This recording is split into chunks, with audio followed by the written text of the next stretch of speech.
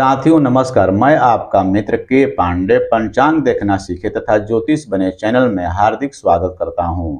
आप प्रतिदिन के तिथि नक्षत्र योग का मान द्वादश लग्न घंटा मिनट में विवाह मुहूर्त, उपनयन मुहूर्त, वधु प्रवेश मुहूर्त या अन्य किसी प्रकार के मुहूर्त की विशेष जानकारी के लिए तथा कुंडली का अध्ययन करने के लिए पंचांग देखना कैसे सीखे तथा अन्य समस्याओं के लिए दिए गए नंबर पर व्हाट्सएप मैसेज कर सकते हैं। साथियों, बहुत से वीडियो मुहूर्त के बारे में आप लोगों ने देखा है।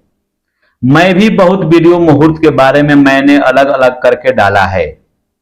कोई मुहूर्त, कोई कार्य कब करें, घर कब बनाएं, विवाह कार्य कब करें, उपनयन संस्कार कब करें, दीक्षा ग्रहण कब करें, आदि आदि बातें जो है मुहूर्त के बारे में मैं अलग अलग करके भी मैं डाला हूं। लेकिन आज मैं बता रहा हूं, आपको समझा रहा हूं, किसी भी प्रकार के मुहूर्त को आप निकालना चाहते हैं तो सबसे सरल सूत्र आज मैं आप लोगों के सामने रखने की कोशिश कर रहा हूं, जिसे आप ध्यान से देखें। यह बहुत ही गुणकारी, बहुत ही लाभकारी यह वीडियो आप लोगों के लिए है।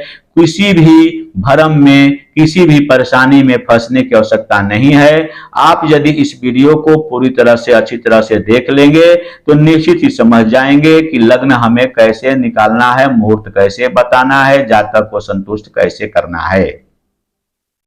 इस वीडियो के बारे में बहुत सरल रूप से ध्यान से आप देखेंगे। यदि एक बार में नहीं समझ पाएंगे तो दूसरा बार, तीसरा बार इस वीडियो को कृपया देखें। आप निश्चित ही कोई भी प्रकार का, किसी भी प्रकार का मुहूर्त आसानी से निकाल पाएंगे। और एक अचूक सूत्र भी है जिसे आप समझ करके लाभान्वित होंगे। यदि आपके पास कोई व्यक्ति आता है और आकर के आपसे प्रश्न करता है जो दिनांक 5/5/23 है, मान लीजिए कोई भी तारीख को, दिनांक को वो व्यक्ति आ सकता है, लेकिन जिस दिन वह आया है वह व्यक्ति, वह है 5/5/2023 है। वह दिन में आया है और दिन के दोपहर के बाद आया है। जो उसका समघड़ी का समय जो है उस समय 3:22 हो रहा था। उस समय वो आया है और वह पूछ रहा है कि मैं अपना कार्य कब प्रारंभ करें, या कोई शुभ कार्य या शुभ मुहूर्त हमें बताएं, मेरा कार्य पूरा होगा कि नहीं, या किसी प्रकार के मुहूर्त के बारे में आपसे मुहूर्त निकलवाने के लिए आपके पास आया है तो उसे कैसे बताएंगे, कैसे निकालेंगे। उसके लिए पहले यह सूत्र देखें। इस सूत्र को देखना आपके लिए बहुत जरूरी है। इस सूत्र के माध्यम से ही आप भली भांति से समझ पाएंगे और दूसरे को समझाएंगे या अपने से पंचांग लेकर मुहूर्त निकाल सकेंगे। उसके लिए देखिए, यहां पर जो आप लोगों को एक लग्न चार्ट जो बनाया गया है उसमें सारी बातें दर्शाया गया है। ध्यान देने की बात पहले है कि सूर्य कुल 20 जो हमारे राशि 9 ग्रह हैं, उन 9 ग्रह के 20 बल होते हैं कुल मिलाकर के इस सूत्र के अनुसार। तो सूर्य का 3.5 बल प्राप्त है, चंद्रमा को 5 बल प्राप्त है, मंगल को 1.5 बल, बुध को 2 बल, गुरु को 3.5 बल, शुक्र को 2.5 बल, शनि को और केतु को 1 बल, राहु को 1 बल प्राप्त है। कुल जोड़ेंगे तो 20 आ जाएगा, यानी 20 बल प्राप्त हैं। अब इसे समझें कि सूर्य जो है, कुंडली जो आपका जिस समय का प्रश्न कुंडली बना रहे हैं उस समय देखें कि सूर्य तीसरे, छठे, 8वें और 11वें भाव में है कि नहीं। जैसे सूर्य का हम लोगों ने इसमें देखा तो सूत्र यहां पर कह रहा है कि 3, 6, 8, 11। तो सूर्य को देखेंगे, सूर्य यहां पर इसमें कहां है तो देखिए 8वें भाव में है। 3, 6, 8 और 11 में नहीं है। ये 1 नंबर मेष राशि में सूर्य बैठे हुए हैं 8वें भाव में। उसी प्रकार तो यह समझें, यदि इन चारों भाव में न हो, यानी 3, 6, 8 और 11 भाव में न हो तो सूर्य बलहीन बताए जाएंगे, सूर्य को बलहीन कहेंगे। चंद्रमा यदि 2, 3 और 11 नंबर की राशि में बैठे हुए हैं तो उन्हें बलवान कहेंगे, और यदि वह अन्य राशि में बैठे हुए हैं तो वह बलवान नहीं, बलहीन कहलाएंगे। चंद्रमा को 5 बल प्राप्त है। मंगल को 1.5 बल प्राप्त है, जो 3, 6, 11 नंबर में वह बली होते हैं, अन्यथा वह बलहीन होते हैं। बुध को 2 बल जो प्राप्त है उसमें वह बुध यदि पहला भाव, दूसरा भाव, तीसरा भाव, चौथा, पांचवा, छठा, नौवां, 10वां और 11वें भाव में वह बली होते हैं। गुरु को 3.5 बल प्राप्त है, जिसमें पहला, दूसरा, तीसरा, चौथा, पांचवा, 9वां, 10वां और 11वां भाव उनके लिए बली होते हैं। शुक्र को 2.5 बल प्राप्त है, जिसमें 1, 2, 3, 4, 5, 9, 10 और 11 भाव यह बली हैं। शनि और केतु के लिए 1 बल प्राप्त है, जिसमें 3, 6, 8, 11 में होना शुभ होता है, बलवान होते हैं। राहु जो है 1 बल 3, 6, 8 और 11 भाव में।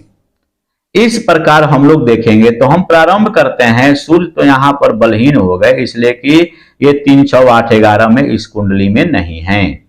अब आगे देखते हैं चंद्रमा का 5 बल प्राप्त है, जो 2, 3 और 11 भाव में देखेंगे। 2, 3 और 11 भाव में चंद्रमा नहीं है, तो इसका मतलब हुआ कि चंद्रमा भी मेरा बलहीन हो गए। अब देखते हैं मंगल। मंगल को 1.5 बल प्राप्त है, जो 3, 6, 11 में बलवान होते हैं। तो 3, 6, 11 में देखते हैं 3, 6 और 3 में नंबर में 3 कहां लिखा हुआ है, यहां देखिए 3, 6 और 11 है, यानी जो राशि का नंबर दिया हुआ है, राशि नंबर में हमको देखना है ये जो नंबर दिया हुआ है।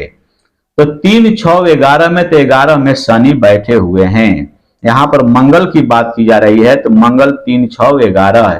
तो यहां देखिए मंगल तीसरे नंबर में बैठे हुए हैं, इसलिए उनको पूरा बल यहां पर मंगल को 1.5 बल प्राप्त हो जाएगा। बुध को 2 बल प्राप्त है, जो 1, 2, 3, 4, 5, 6, 9, 10, 11 में यदि हो, तो देखिए यहां पर बुध जो है, बुध को देखेंगे, बुध कहां पर इसमें है, तो बुध यहां पर देखिए, यहां पर 1 नंबर की गिनती में है, यानी मेष राशि में है। तो वहां पर मेष राशि में अर्थात 1 नंबर की राशि में बुध हैं, तो इनको 2 बल प्राप्त हो जाएगा, यानी ये बलहीन नहीं हुए, उनके 2 बल मिल गए। गुरु को 3.5 बल है, जो 1, 2, 3, 4, 5, 6, 9, 10, 11 भाव में है। तो गुरु को देखे किस भाव में बैठे हुए हैं। गुरु भी 1 नंबर भाव में और 1 नंबर की राशि यानी मेष राशि में बैठे हुए हैं। तो गुरु को 1 हुआ, तो यहां पर भी 3.5 बल उनको प्राप्त हो गया।